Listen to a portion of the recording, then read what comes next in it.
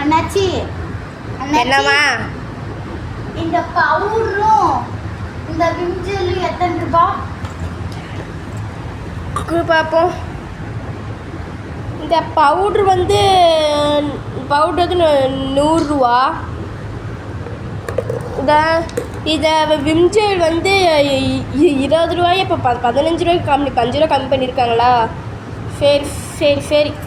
என்னாச்சு? ரெண்டு சேர்த்தனா வந்து 5 ரூபா கம்மி பண்ணாப்பா. 110 ரூபா ஆச்சுமா.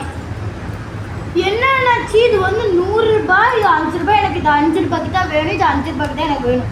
என்ன மாதிரி கொடுக்குறது வந்து 20 ரூபாய்க்கு கொடுக்குறாங்க. நாங்கள் ஒரு 5 ரூபா கம்மி பண்ணி விற்கிறோம். இடியும் வந்து இப்போ 5 ரூபாய்க்கு கம்மி பண்ண சொல்கிறேன். ஆமாம், நான் அப்படி தான் பண்ணுவேன். எனக்கு வேணும் இது 5 ரூபாய்க்கு தான். சரிம்மா. இது வந்து 50 ரூபாய்க்கு எனக்கு வேணும். சரி. இது எத்தனை ரூபாய்? இல்லைங்க 70 ரூபாம்மா. 70 ரூபாவா? இது பார்த்தா 10 ரூபாய் மாதிரி இருக்கு. 70 ரூபாங்கிறீங்க நீங்க?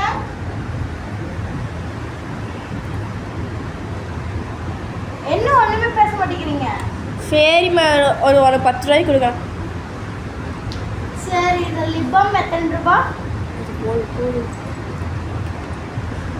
சரிம்மா, இது நீங்கள் சொன்னதுக்கு இப்போ பில் போட்டுறேன். இது இப்போ சரி, இந்த லிப் பாம் எனக்கு வேணும். நீங்கள் பில்லை சரி. இது இப்போ 10, 20, 70 ரூபா ஆச்சுமா. கொடுத்துட்டு போமா. ஸோ இந்த அண்ணாச்சி இந்தா இந்த பொண்ணு வாங்கினதுக்கே ஒரு 350 ரூபா ஆச்சு. இந்த இடத்துல இந்த ஐலைனரோட காசு கொடுத்துருக்குறேன். என்ன பண்ண போகுதுன்னே தெரியல. காசார் கொடுக்காம போயிடும். ஸோ கவலையாக இருக்குதே.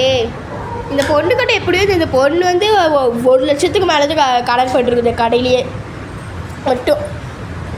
எனக்கு என்ன பண்ணுறதுனே தெரியல. தலையில் துண்டை போட்டு போயிடணும் போலையே. சரி போட்டு ரெகுலர் கஸ்டமர் தானே.